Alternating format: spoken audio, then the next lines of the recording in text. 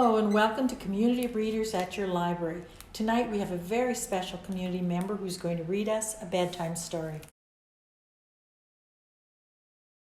Hi, I'm Wade Mills, Mayor of the town of Shelburne. I've been mayor for just a little over 2 years. I grew up on a farm in Mulmer Township, just north of Shelburne. I attended Centennial Highlands Elementary School and then Sutter Dufferin District High School. I love my library because of the incredible collection that's here, as well as the world-class programming that's offered. I truly want to thank our staff and our volunteers here that make it happen. Shelburne is incredibly lucky to have a resource like this within our community. The book that I've chosen today is called But No Elephants by Jerry Smath.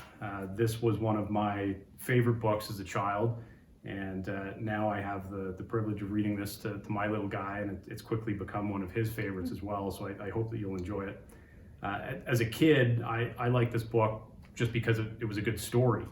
But reading it now as an adult, I've come to appreciate, on a deeper level, what the underlying message is.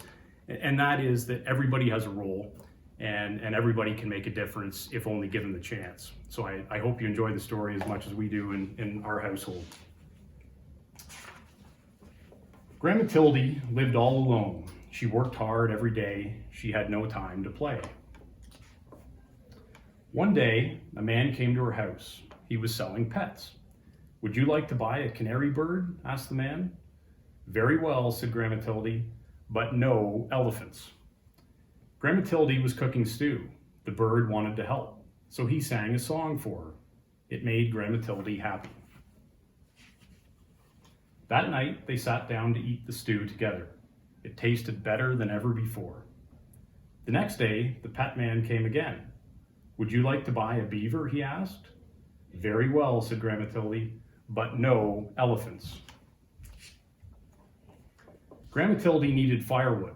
The beaver wanted to help, so he cut the wood with his sharp teeth. That night, they sat in front of a warm fire.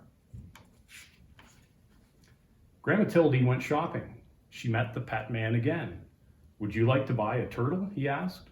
"Very well," she said, "but no elephants." Grandmatilde was tired.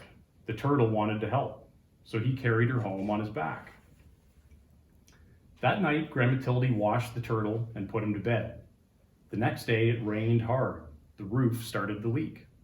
Then someone knocked on the door. It was you-know-who. "Would you like to buy a woodpecker?" the pet man asked. "Very well," said Grandmatilde, "but no elephants." The woodpecker wanted to help, so he nailed the roof down tight.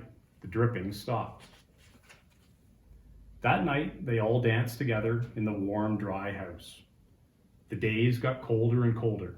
Grandmatilde put food in jars for the winter. "I don't like the cold," she said. Just then, the pet man appeared. "Would you like to buy an elephant?" he asked. "He's the only animal left, and I must leave before it snows." "No, no elephants," shouted Grandma. She went back to her work.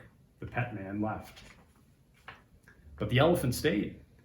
It started to snow, and it kept on snowing. And snowing, and snowing, and snowing. "No elephants," said Grandmatilde, but the elephant would not go.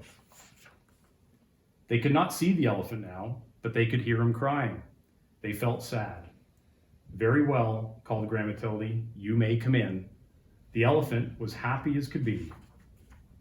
But the elephant had a problem. He could not get through the door. So they all helped to push him inside. "Oh dear," said Grandmatilde, "I hope the floor is strong. This is a very old house." Outside, the snow kept falling, but inside, the house was cozy and warm. Everyone hoped winter would go away and spring would come soon. That night, there was a terrible crash. The elephant had fallen through the floor. "We cannot fix this," said Grandma. "You will just have to stay there." The winter was long, and soon the firewood was gone. The elephant was always hungry.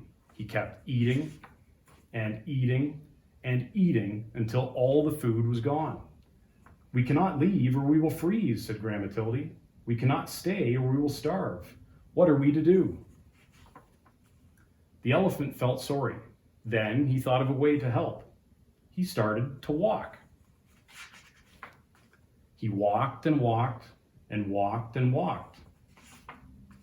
When he stopped, they were in a warm, sunny place. And that is where Grandmatilde and her friends are today. And that's my story. We want to thank you guys for participating in another one of our virtual programs. If you enjoyed this video, please like and subscribe to our YouTube channel.